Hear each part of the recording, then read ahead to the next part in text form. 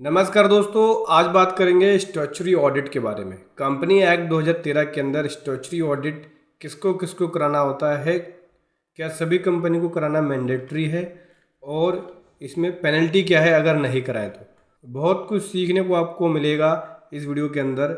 चलिए समझेंगे step by step. उससे पहले बताना चाहूँगा, जो भी भाई बंधु मेरे चैनल पर पहली बार हैं, इस वीडियो को पहली बार देख रहे हैं, जिन्होंने अभी तक सब्सक्राइब नहीं किया, सब्सक्राइब कर लीजिए, साथ ही साथ बेल आइकन पे भी क्लिक कर लीजिए ताकि इस तरह का कंटेंट आपको मिलता रहे। सो दोस्तों देखो क्या है, स्टैट्यूटरी ऑडिट जो है वो कंपनीज एक्ट 2013 के अंदर डिफाइंड है और इस एक्ट के अंदर स्टैट्यूटरी ऑडिट सभी कंपनियों को कराना होता है। एप्लीकेबिलिटी के बारे में बात करें तो स्टैट्यूटरी ऑडिट कंपनी एक्ट के अकॉर्डिंग ये सभी कंपनीज के ऊपर एप्लीकेबल होता है जो रजिस्टर्ड है कंपनी एक्ट के अंदर इंडिया में, including public company, private company, one person company. Mandatory requirement के बारे में बात करें तो मैंडेटरी किसके किसके लिए है, वो सभी कंपनी के लिए मैंडेटरी है जो कंपनी एक्ट के अंदर रजिस्टर्ड है, उनको ऑडिटर अपॉइंट करना होगा और ऑडिटर जो है इनके फाइनेंशियल स्टेटमेंट्स को ऑडिट करेगा। ऑडिटर एक प्रैक्टिसिंग चार्टर्ड अकाउंटेंट या एक चार्टर्ड अकाउंटेंट का फॉर्म ही ऑडिट कर सकता है, जो कि स्टैट्यूटरी ऑडिट ऑडिटर द्वारा किया जाएगा। एनुअल ऑडिट की बात करें तो स्टैट्यूटरी ऑडिट जो है वो एनुअली होती है, ठीक है। ये जो स्टैट्यूटरी ऑडिट है एक एनुअल ऑडिट है, तो साल में एक बार कराना होता है। बैलेंस शीट जब आपकी बनती है, प्रॉफिट एंड लॉस अकाउंट जब आपका बनता है, तो उस केस में आपको स्टैट्यूटरी ऑडिट कराना होता है। जो आपका सीए है, चार्टर्ड अकाउंटेंट, आपके balance sheet, profit and loss account, cash flow statements को ऑडिट करता है। ये देखता है कि क्या आपने अकाउंटिंग स्टैंडर्ड्स के रूल्स को फॉलो किया है कि नहीं, ट्रू एंड फेयर व्यू अपना देता है।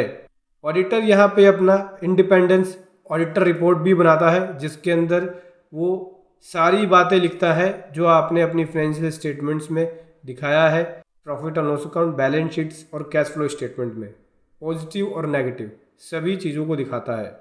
यहाँ पे ऑडिटर को अपना क्लीन ओपिनियंस देना होता है। स्टैट्यूटरी ऑडिट के अंदर जो इंटरनल कंट्रोल है, असेसमेंट भी होता है। जब एग्जामिनेशन किया जाता है ऑडिटर के द्वारा आपके फाइनेंशियल स्टेटमेंट्स का, तो उनको पता लग जाता है कि भाई इंटरनली क्या कर रहे हैं कंपनी के अंदर, किस तरह की ट्रांजेक्शन्स घुमा रहे हैं या क्या कर रहे हैं, तो वो ऑडिटर सारी बातें इसके अंदर लिखता है। फाइलिंग रिक्वायरमेंट की बात करें तो स्टैट्यूटरी ऑडिट को सबमिट कराना होता है, जो ऑडिट रिपोर्ट है उसको सबमिट कराना होता है।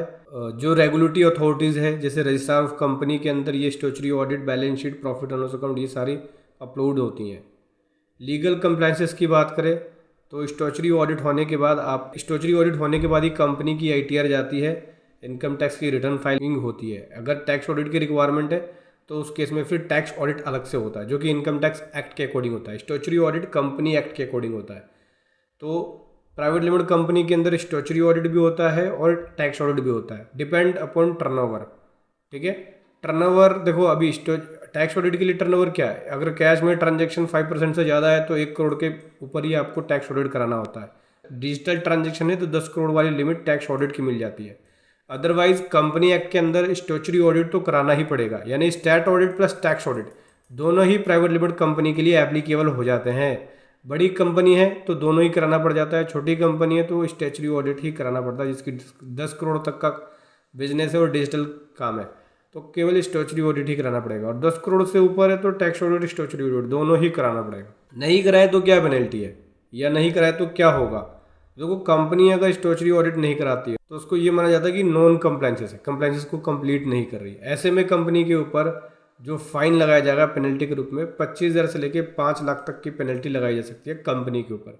और जो इसके ऑफिसर्स होते हैं, ऑफिसर्स मीन्स जो डायरेक्टर्स हो गए, उनके ऊपर 10,000 से लेकर 1 लाख तक की पेनल्टी लगाई जा सकती है। मतलब अगर आप स्टैट्यूटरी ऑडिट नहीं कराते हैं तो पेनल्टी 25,000 से लेकर 5 लाख तक की पेनल्टी लग सकती है, और डायरेक्टर के ऊपर 10,000 से लेकर 1 लाख तक की पेनल्टी लग सकती है अगर आपने स्टैट्यूटरी ऑडिट नहीं कराया तो।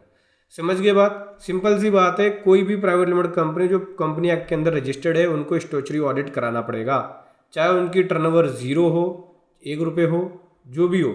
अगर टर्नओवर कम है तो उस केस में टैक्स ऑडिट से बच जाएंगे, लेकिन स्टैट्यूटरी ऑडिट तो कराना ही पड़ेगा। बड़ी कंपनी है तो दोनों एप्लीकेबल हो जाएंगे, टैक्स ऑडिट भी और स्टैट्यूटरी ऑडिट भी। स्टैट्यूटरी ऑडिट कंपनी एक्ट में होता है, tax audit income tax act के अकॉर्डिंग होता है। दोस्तों, अगर आप पेड सर्विसेज लेना चाहते हैं स्टैट्यूटरी ऑडिट और टैक्स ऑडिट की, तो आप पेड सर्विसेज ले सकते हैं। वीडियो के डिस्क्रिप्शन में इसका लिंक मिल जाएगा, जहां पे आपको बेस्ट प्रोफेशनल्स के द्वारा पेड सर्विसेज मिलती है। हमारे best chartered accountant, company secretary के द्वारा आपको स्टैट्यूटरी ऑडिट और टैक्स ऑडिट की पेड सर्विसेज मिलती है। पेड सर्विसेज का लिंक वीडियो के डिस्क्रिप्शन में है। वीडियो कैसे लगी जरूर बताएं। Thank you so much. जय हिंद, वंदे मातरम।